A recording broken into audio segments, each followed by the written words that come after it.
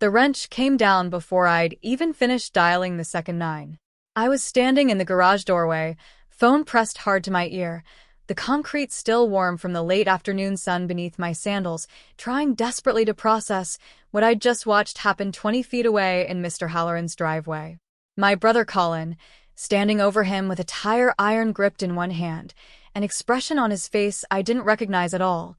Not rage exactly, something flatter and more terrible than rage, something almost businesslike, and blood already pooling dark and spreading across the concrete beneath our elderly neighbor's head. I'd only stepped outside to bring in the mail. That's the detail that has stayed lodged in my chest more than almost any other since that afternoon. The sheer, arbitrary ordinariness of the moment that led me to witness it at all. I'd walked to the end of our driveway, pulled 2 catalogs and an electric bill from the mailbox, and glanced up out of nothing more than idle habit toward the sound of raised voices coming from next door, just in time to see the tire iron already in motion. My hands had moved before my mind fully caught up, phone out of my back pocket, thumb already stabbing at the numbers, my whole body operating on some instinct that hadn't yet processed the full horror of what my eyes had just shown it. I was still standing at the garage doorway, my father's garage, the one attached to our own house, close enough to the property line that I could see everything happening at Mr. Halloran's through the gap in the hedges, when I heard footsteps behind me, fast and heavy, and my father's hand closed around my wrist and wrenched the phone away with a force that nearly spun me off balance. "Don't you dare," he said, and there was something in his voice I'd never once heard directed at me before in 22 years of being his daughter, cold in a way that didn't match the man who'd taught me to ride a bike in this exact driveway, who'd stood behind me holding the seat steady while I wobbled and shrieked with laughter, who'd cried, actually cried, at my college graduation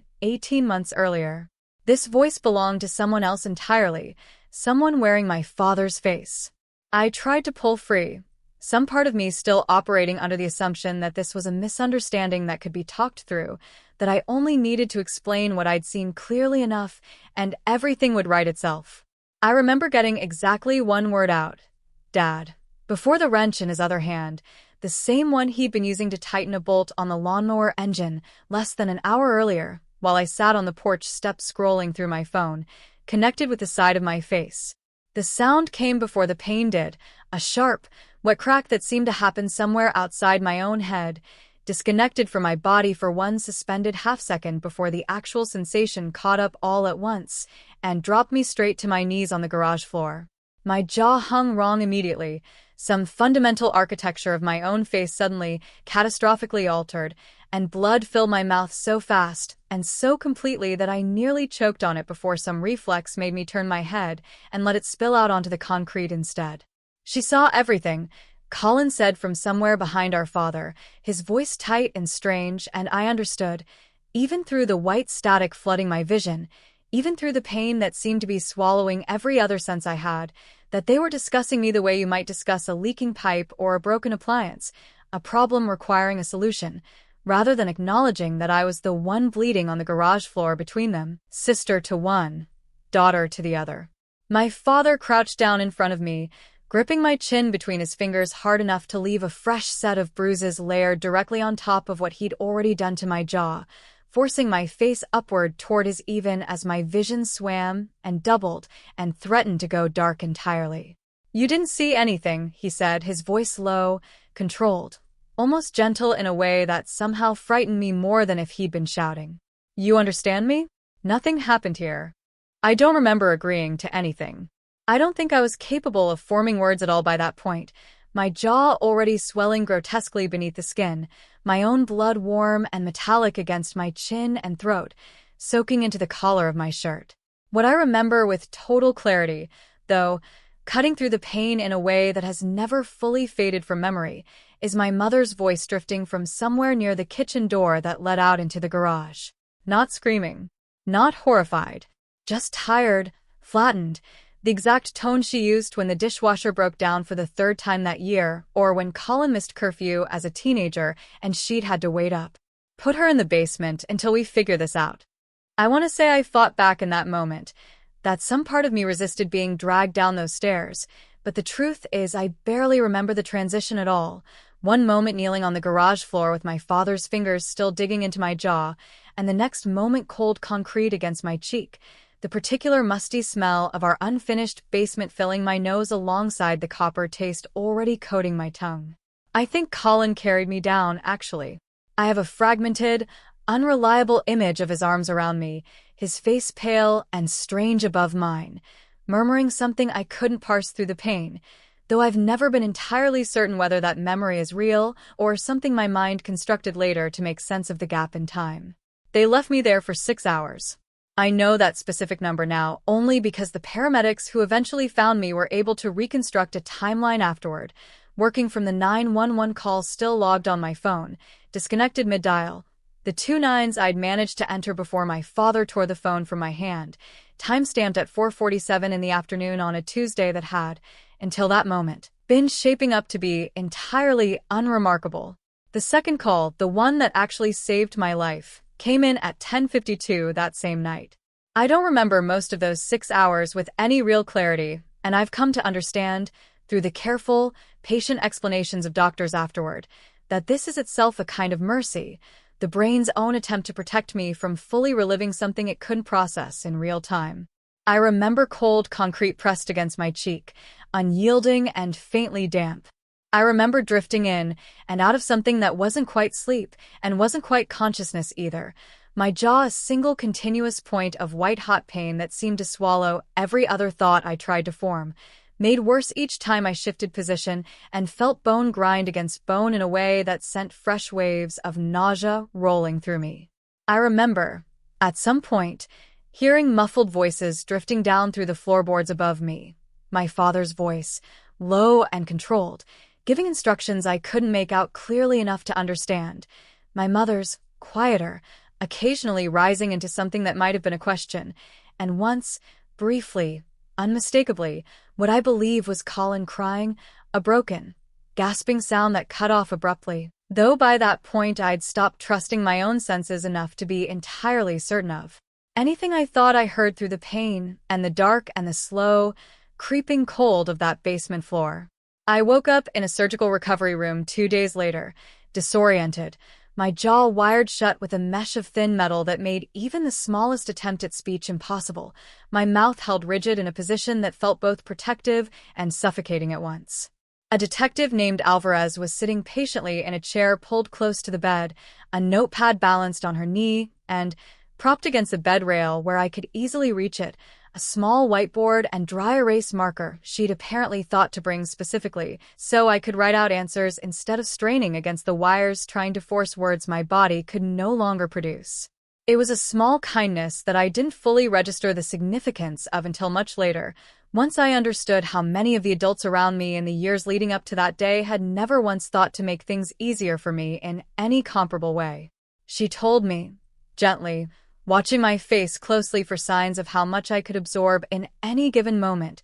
pausing frequently to let information settle before adding more. Mr. Halloran hadn't survived his injuries. He'd been pronounced dead at the scene, before paramedics even had the chance to attempt resuscitation, the damage from the tire iron too severe and too immediate. My brother Colin had been arrested at the scene as well, found still standing in the driveway when the first patrol car arrived, the tire iron on the ground several feet away, where he'd apparently set it down himself sometime in the hours between the killing and the arrival of police, though no one had called them about that part of the incident at all. It was Marcus, the neighbor's 16-year-old son, whose 911 call about strange sounds through the basement wall had inadvertently led officers to discover the entire scene once they arrived at our house, and found not just an injured young woman locked in a basement, but, upon further investigation of the property next door, a homicide that had gone entirely unreported for over 6 hours. My father had been arrested too, Alvarez explained, for obstruction of justice in relation to Colin's crime, and separately, more directly, for what he'd done to me, an aggravated assault charge that would eventually be elevated once the full extent of my jaw's reconstruction became clear to the surgeons. Once Marcus's account of what he'd witnessed through the basement window and the recovered 911 log with its abruptly disconnected timestamp made it impossible for anyone, including my father's own lawyer, to construct a version of events where his actions could be explained away as panic or misunderstanding. I picked up the marker with a hand that wouldn't stop shaking, the plastic slick against my sweating palm, and wrote the only question that mattered to me in that moment, the letters coming out crooked and uneven from how hard I was gripping it, more like the handwriting of a much younger child than my own. Why did he kill him? Detective Alvarez was quiet for a long moment,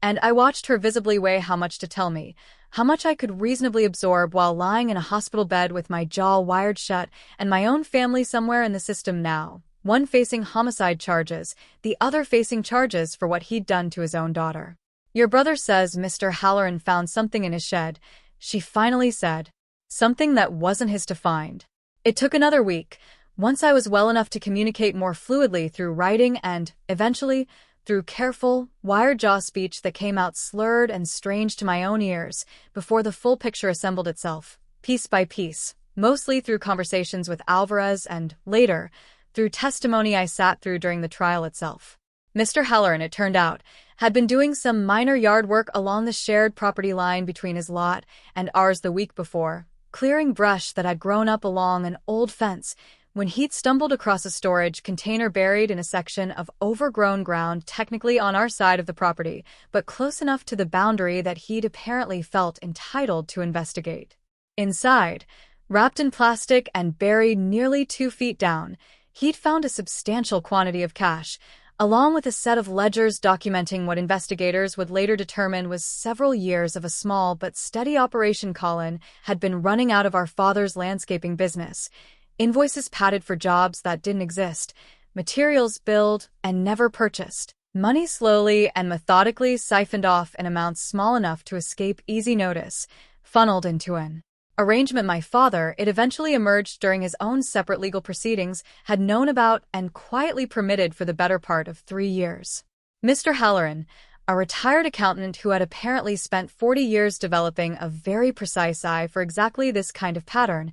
hadn't taken the discovery to police immediately. Instead, according to a voicemail investigators recovered from his own phone, left for his adult daughter 2 days before his death, he confronted Colin directly first, telling him he had 1 week to either explain the discrepancy or he'd be taking what he'd found to the authorities himself. That confrontation, investigators believed, based on the timeline Colin himself eventually laid out in his own confession, had happened 4 days before the afternoon I watched from our driveway, and whatever conversation unfolded in that driveway on the day itself had apparently ended with Colin deciding that silencing Mr. Halloran permanently was preferable to whatever consequences the truth might have brought down on him and,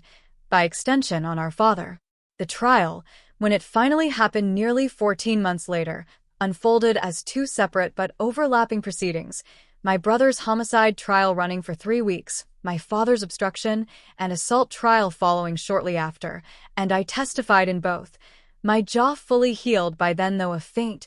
permanent stiffness remained on the left side whenever I chewed or spoke for too long. A small daily reminder that never fully let me forget. I described the tire iron. I described the sound of the wrench connecting with my own face, the crack that arrived before the pain did. I described 6 hours on a cold basement floor while my parents discussed, somewhere above me, how to manage the inconvenient fact of my having witnessed a murder, as though I were a logistical problem rather than their own daughter bleeding on the concrete. Colin was convicted of second-degree murder and sentenced to 25 years, a number that landed on me with a strange, hollow weight when the judge read it aloud, because some small, exhausted part of me had spent the entire trial still hoping, against all the evidence stacked plainly in front of me, that some detail would surface to make sense of what he'd done in a way that didn't require me to accept that my brother, who'd taught me to swim in our grandparents' lake every summer of my childhood,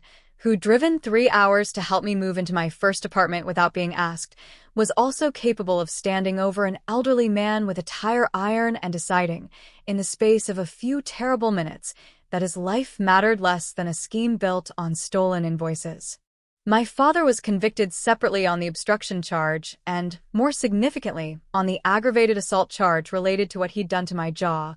The wrench itself entered into evidence along with photographs from the emergency room that I still, years later, cannot look at directly. He received 9 years, a sentence his own lawyer argued was excessive given his age and lack of prior record, though the judge, Reading her decision aloud, specifically noted that a father striking his own daughter with a tool hard enough to fracture her jaw, in a deliberate effort to suppress evidence of a murder, represented exactly the kind of aggravating circumstance the sentencing guidelines existed to address. My mother was never criminally charged. Telling someone to put her in the basement until we figure this out wasn't, on its own, a chargeable offense. However, clearly it demonstrated where her loyalties had settled in the moment that mattered most. She testified for the prosecution eventually, in both trials, claiming she'd been in shock, that she hadn't fully understood what was happening in real time, that she'd assumed someone would let me out of the basement within minutes rather than hours. I don't know whether either jury believed her, though I know I didn't, sitting in the gallery with my jaw still faintly aching in cold weather, remembering the specific, flattened boredom in her voice as she delivered that instruction, the same tone she used for household inconveniences rather than emergencies involving her own child's safety. Marcus, the neighbor's son whose instinct to investigate a strange sound through a basement wall against his mother's explicit wishes ultimately saved my life, visited me twice in the hospital before I was discharged, awkward and 16, and clearly unsure what to say to someone he'd previously known only as the girl who waved from the porch sometimes. I've stayed in touch with him in the years since, sent him a card when he graduated high school, another when he left for college, small gestures that feel entirely inadequate against the actual size of what he did for me, but which he always seems genuinely happy to receive anyway. I don't speak to either of my parents now, and I speak to Colin only through the occasional required family impact statement the parole board requests, brief, formal documents that require none of the emotional labor an actual conversation would demand. I moved 3 states away once the trials concluded, rebuilt a version of my life somewhere that has no shared property lines, no basements I associate with anything beyond ordinary storage, no driveways that echo with memories I'd rather not carry into every ordinary afternoon. My jaw still aches sometimes in cold weather, a dull, persistent reminder embedded permanently in the bone itself, and I've stopped expecting it to ever fully stop. What I have stopped doing, slowly, over years of therapy and distance and the deliberate, careful work of building an entirely new definition of family around people who actually deserve the word, is waiting for any of them to explain themselves in a way that might make what happened in that garage make sense. Some things I've finally accepted were never going to make sense. They only ever needed to be survived.